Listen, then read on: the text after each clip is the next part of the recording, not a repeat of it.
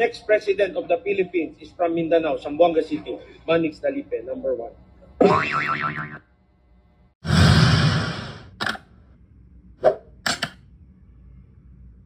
Okay, so now, mga kababayan, meron pong niluluto. Oo. Ano yung niluluto? Ano kaya ito kare-kare? Oo. Ano ba itong niluluto nila? Kare-kare ba? O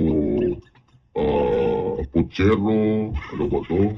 Buti sana kung munggo, paborito natin yan eh. Kaya lang, ang iniluluto nila, kademonyoan eh. Di ba? Oo. Nambubudol na naman sila ng tao, mga kapatid. So, eto po, mga kababayan. Paano ko ba sisimulan ito? Kasi ito po ay English kasi kaya mahirap simulan English. Pero as much as possible, we are going to translate it into a Tagalog version. Pero yung Tagalog natin, English Carabao late. Kanina na pinanalangin na po natin yung kabulastugan ng mga demonyo ito. Na talagang gagamitin nila ang kapangyarihan ng gobyerno para maipanalo, mailuklok ang kanilang mga kandidato. Okay. Dalawang pahina po yan, mga kababayan. Nasaan yung isa? Ito. Yung second page. Ito, yung first page. Yan. Unahin muna natin siyempre yung first page. Kasi hindi naman tayo pwede magbasa na magsisimula tayo sa dulo. So, una muna tayo magbasa. Di ba? Okay, alright, mga kababayan. Are you ready? Sabi dito, meeting schedule, ito po disclaimer, ito po ay nakuha po natin sa Manila Times. Leaked documents po ito. Hindi na po ito, public documents na po ito kasi pinost na po ito ng Manila Times. Okay, now, mga kababayan, ito yung schedule. Ito yung pinaka-final sprint nila, yung action plan. Contingency plan. Kasi gagamitan ito ng pera sigurado Sabi dito, bagong Pilipinas. Bagong mabaho Bagong yan para sa akin. Midterm election final campaign sprint action plan. Action plan, intindihan nyo naman yan, di ba? Action plan. Sabi dito, meeting schedule, arrival of participants, opening remark, message of commitment, closed door meeting, re-action planning. Ano kaya yung action planning Ang lupit ng action planning yung mga damuho kayo. Pero sa Tagalog, ito, meeting schedule daw ng pagpupulong. Ang unang-una, number 1, yung pagdating ng mga kalahok. Pangalawa, opening remark, panimulang pananalita. Pangatlo, mensahe ng paninindigan. Ay, may paninindigan ba? Saradong pulong ukol sa plano at aksyon. Yararay, plano at aksyon Ang lupit nyo talaga isipin nyo yon, may plano pala kayo sa eleksyon. Pero yung problema na dinadanas ng mga ordinaryong Pilipino, wala kayong plano. Ano to? Puro election lang ang pagpaplanuhan natin, mga sir. Paano naman yung mga krimen, mga sir? Yung mahal na bilihin, mga sir. Infrastructure, trabaho, kagutuman, sir. Kriminalidad, mga sir. Ba tayo plano, sir? Ito pa ang plano nila, mga kababayan. Plano nila, ito yung final campaign sprint action plan is Oplan Horus. Ano po itong Oplan Horus na to, mga kababayan? Ang Horus po kasi, base sa aking pagkakaalam, ang Horus is one who is above. Okay? Kumbaga yung pinakapinuno, ang Horus. Oplan Horus. Pero tama naman, kasi ang tinarget niya nila ay si Pangulong Duterte. Yung pinakapinuno natin. Kaya tinawag nila ito, Oplan Horus. The one who is above. Yung pinakamakapangyarihan, yung pinakanasa itaas, walang iba kundi si Pangulong Duterte. And that is the reason why they call this Oplan Horus. Okay, basahin po natin, English. Ano ba to? Wait lang. Ano ba to? Oplan Horus. Ito, Tagalogin na lang nga natin. Bilang pinuno ng alyansa para sa bagong Pilipinas, patuloy na inaakusahan at sinisiraan si PBBM ng masamang puwersa ng Duterte. kasamang puwersa daw ng Duterte. Ang kanyang kabaitan at pagpapasensya ay hindi dapat abusuhin ng mga kalaban. Sino mag-aabuso ng pagpapasensya ni Marcos Jr.? Kayo-kayo lang na magkakaalyado? Kayo-kayo lang ang pwedeng umabuso kay Marcos Jr.? Ano yan? At ang kanyang pamumuno ay dapat ipagtanggol ng bawat benepisaryo ng alyansa. Sino magbe-benefit? Kayo lang naman dyan eh. Second stanza. Ay hindi, wala pa pala. Tuloy natin. First stanza pa lang tayo First stanza. Ayon sa mga tagubili ng Pangulo, ipagpapatuloy ng lakas CMD ang pagsulong ng Oplan Horus bilang matibay na kaalyado upang mapanatili ang kalamangan ng alyansa sa pagtatapos ng midterm election.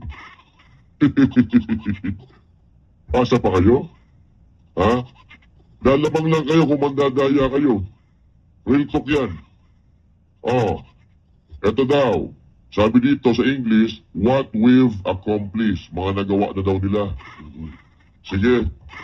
Pakinggan natin, baka mamaya maganda itong nagawa nila.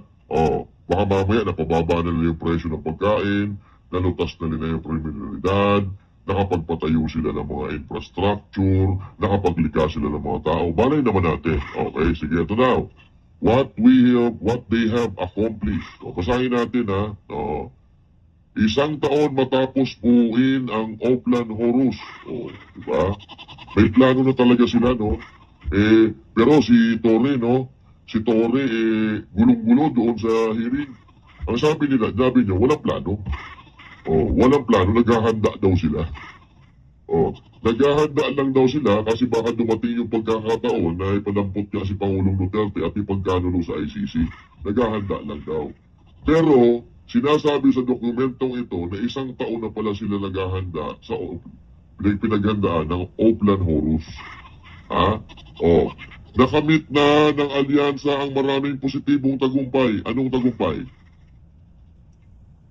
Lubhang napahina natin ang masamang puwersa ng Duterte ayon sa plano.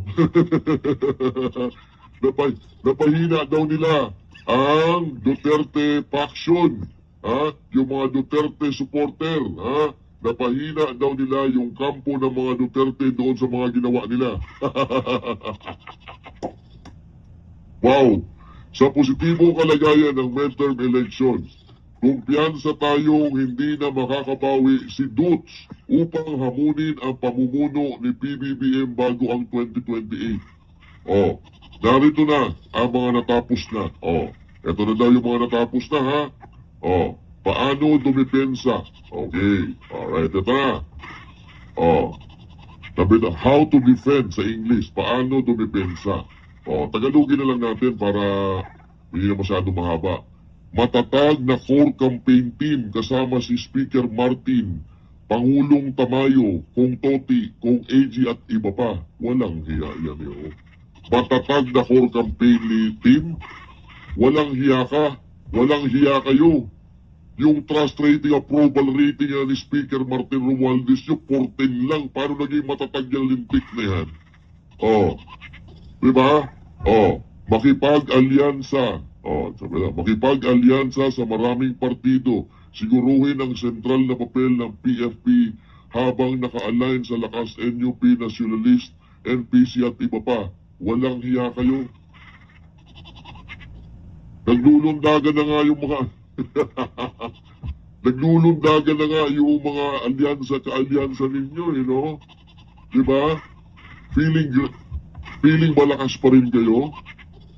Sabi pa dito, inendorso ng mga VIP na kandidato kong Erwin Tulfo, Senator Ping Lacson, Manny Pacquiao, Bong Revilla, Lito Lapid, at Mayor Abby Binay at iba pa. Nangalap ng pondo para sa kampanya. Wow! Saan kaya galing yung pondo? Naglaan si Kong Saldico ng 8 bilyong pondo para sa mga rally, logistics, cash at propaganda. Wow! Kukin ang ina nyo! Naglaan si Kong Saldico. Saan galing ang pera? Saldico, sagutin mo, hinayupakan na pungo ka. saan galing at ang 8 bilyong pondo para sa mga rally ninyo? Para sa logistics, sa cash, at mga propaganda. Ito na nga sinasabi natin, mga kababayan. Ayan po ha. Nakikita nyo naman yan. Okay? So, post po ito ha. Nakita po natin to sa Manila Times. Gumamit ng mga pulisiya tulad ng exemption sa rice tariffs at pagpapataas ng benepisyo ng uniform personnel. Kampanya sa impormasyon, ginagamit ang reactive social network mula noong 2022 national election at kumuha ng mas maraming social... putang ina! Umamin! Eto, kampanya sa impormasyon, ginagamit ang reactive social network mula noong 2022 national election at kumuha ng mas maraming social media influencers. Eto na po yung ginasabi natin, sinasabi nila kanina na cash. Ayan sa number 4. Okay? Number 4, so sa how to defend. Eto na nga sinasabi mga kababayan. Yung cash, ginagamit nila sa pagbabayad, sa pagpakalat ng mga black propaganda gamit ang mga social media influencer. Alright! Okay. At dito, mga kababayan, malalaman natin na ginagamit nila ang puwersa at mga sangay ng gobyerno para sa politika. Akala ko ba yung mga sangay ng gobyerno hindi po pwedeng gamitin yan sa politika? Pero bakit parang dito, sa dokumento na ito, gamit na gamit ang iba't ibang sangay ng gobyerno at kasabwat pa ang mga yudiputang aso ng mga lapugo na dati ay kalaban nila. So ibig sabihin mga kababayan, nagsama-sama na yung mga dilaw, yung mga pula, kung ano-ano pang kulay para sa kahayupan. Eto na. Kung paano daw umatake. Eto na yan. Sa second page na tayo. How to attack. Wait lang, baka hindi tayo naka-live eh. How to attack daw mga kababayan ha. How to attack. Yan. Second page na tayo. Paano umatake sa Tagalog? Isa-isayin natin. Number 1, Tagalogin ko na para hindi na tayo masyadong matagalan dyan. Plano sa pag-aresto ng ICC. Nakipagtulungan ng PNP, PIDEA, HRC at Kongreso kay Senator Trillanes para sa ICC investigation upang makakuha ng warrant of arrest kay Duterte at matagumpay siyang inaresto at nailipat doon sa Netherlands. Palakpakan natin ang mga putang inang yan. Kasi, ano sinasabi ng gobyerno ng Pilipinas? Sinungaling talaga mga putang ina. Ang sabi, mula sa Pangulo hanggang doon sa mga gabinete niya, hanggang doon kay Claire Castro, ay hindi daw sila nakikipagtulungan sa ICC. Pero dito, sa strategy nila, sa plano nila, campaign plan nila, mga kababayan, malinaw po dito na nakipagtulungan ng PNP, PIDEA, HRC at Kongreso kay Trillanes para arrestuhin si Duterte. What the fuck is that? Etong gobyerno ni Marcos, etong administrasyon ni Marcos, napakagaling. Napakagaling po nila sa kasinungalingan. Kung meron tayong pupwede na masasabing na accomplice nila yung katindi, yung tindi ng pagsisinungaling ng administrasyon na ito. Ito pa. Ginamit nilang PIDEA, PNP, HRC, Kongreso, kasabwat si Trillanes. Okay? Alright. Para ipagkanulo nila yung dating presidente. Patagumpay siyang na-arresto daw, number 2, number 2. Investigasyon lokal.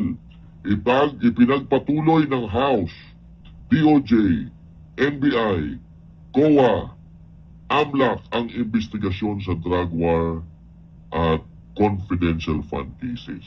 Yan. Kasama pa dito yung mga confidential funds ni VP Sara Duterte. Okay, pangatlo, inulunsad ang impeachment, inumpisahan at ipinasa ng House ang reklamong impeachment laban kay Sara gamit ang pagsuporta sa mga congressman ng mga soft budgets, AX, AKAP at TUPAD. Alright. Okay. Alright, wait lang. Painom muna ako. Medyo maganda ito eh.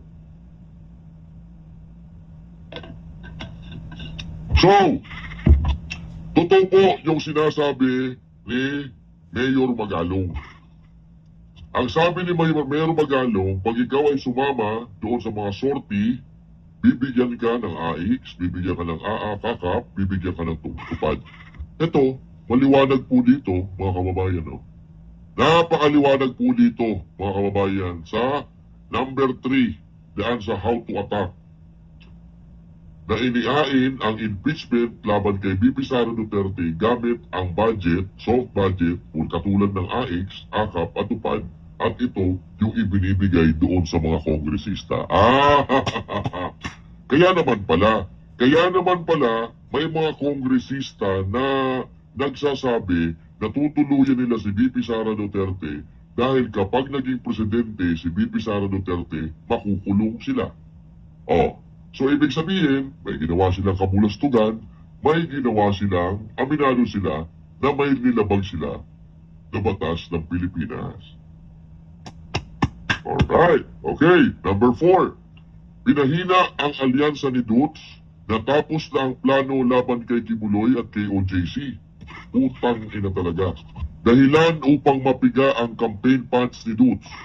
O yan, sinasabi ko na nga sa inyo noon pa na talagang gusto nilang ubusin ang mga pondo ni Pastor Apollo si Kibuloy, pondo ni Pangulong Duterte para mawalan sila ng funds ngayong darating na eleksyon.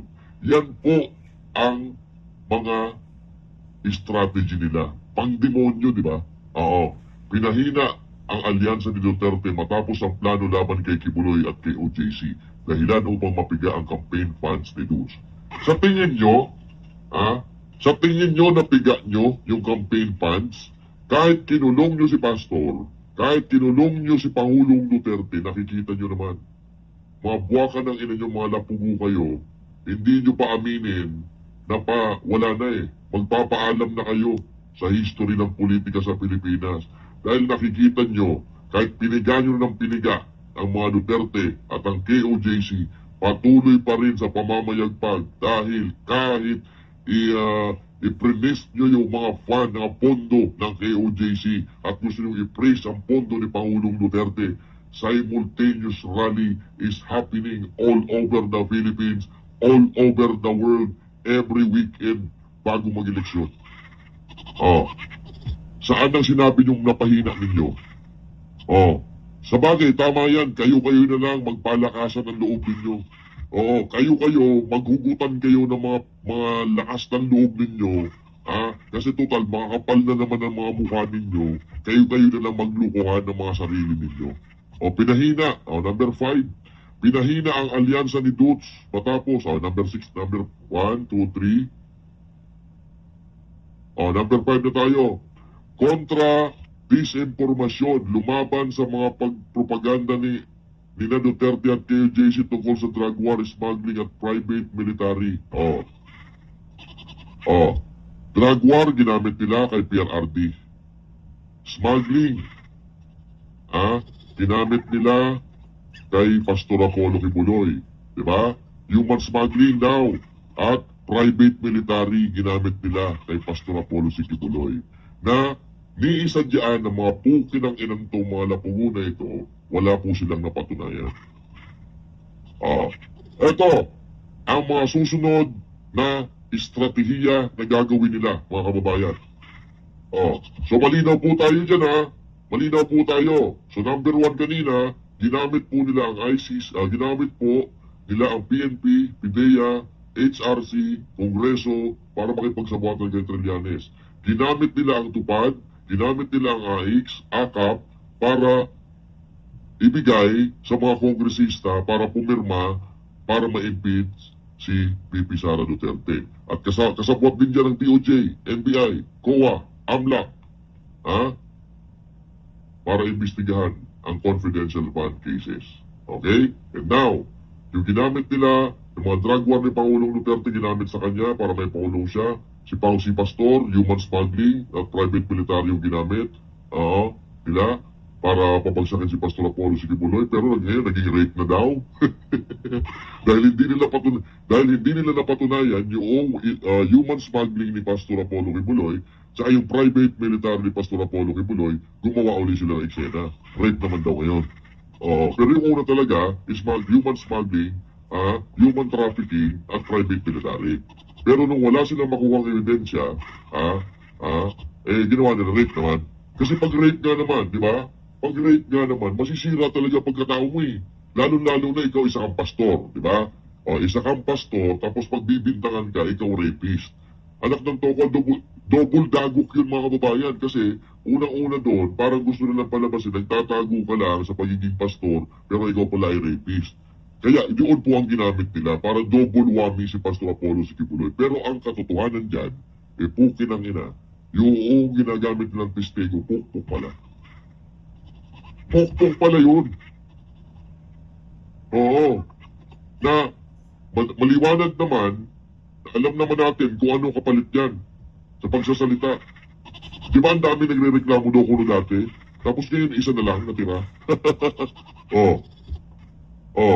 At naku po mga kababayan, kung po pwede lang ikwento dito yung nangyayari diyan sa hearing, matatawa kayo.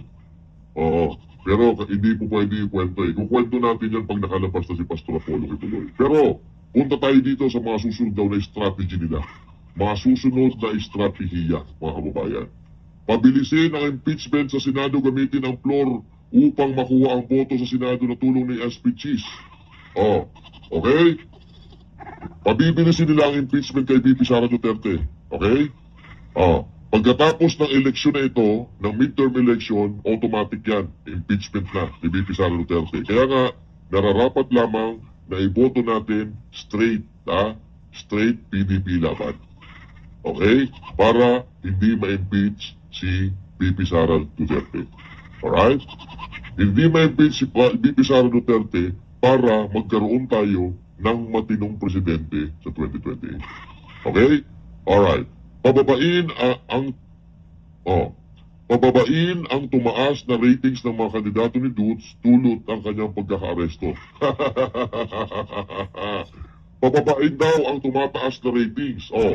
So ibig sabihin, mga kababayan, aminado sila na umaangat ang PDP laban at sila ay bumabagsak. Ito pa, ang PNP, PIDEA, HRC at Kongreso ay muling makikipagtulungan sa ICC para sa investigasyon at warrant of arrest para kina Bongo at De La Rosa.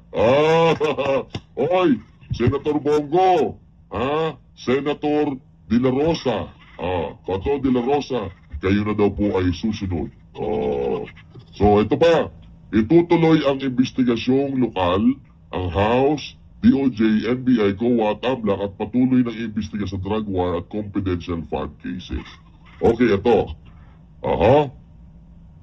Number 4, diskwalipikahin ang mga pangunahing kandidato. Magkahin ng kaso ng droga at pagpatay laban kina Duterte, Pulong, Bongo, De La Rosa sa lokal na korte at ipadiskwalipika sila sa COMELEC. Pondohan ang kampanya ni Carlo Nograles. Magkanong ilang bilyon ba? Ilang bilyon ba ang bilyon-bilyon daw ang binigay dito kay Nograles Kasi dito ponduhan nga So ibig sabihin, totoo po mga kababayan, yung mga intel na natatanggap natin na pupondahan talaga itong si Carlo Nograles at iba pang mga kandidato para talunin ang mga kandidato sa hanay ng mga Duterte. Tara na kontra disinformasyon, ipatigil ang mga peking account ni Dutz. Ipatigil ang mga peking account ni Dutz. Ito siguro yung mga social media. freeze ang mga assets ni Dutch. Di Pangulong Duterte yan. Sino nakapirma? Manuel Jose M. Dalife, Lakas CMD. Bukin ang ina mo talaga. Dalife, hayop ka.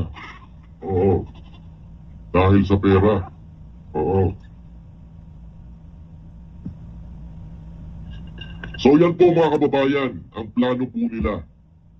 I-screenshot nyo po. I-screenshot nyo. Pero I will try, no? Itatry ko po na ilagay sa comment section ang translation yan to Tagalog para mabasa ninyo, okay? Yan po mga kababayan, ang plano nilang lahat. Sirain ang mga Duterte para manatili sila sa pwesto. Papayag ho ba tayo? Hindi po tayo papayag. Dahil hindi tayo papayag na maging ganito pa sa loob ng 3 taon, maging 3 taon ng Pilipinas, krimen, kriminalidad, droga, kagutuman, kakulangan sa pagkain, mahal na bilihin. Hindi na po papayag ang mga Pilipino. So mga kababayan, pag nilay-nilayan po natin, pag-isipan po ito natin mga kababayan, dahil ito po ay pirmado. Yan, pirmado po yan mga kababayan.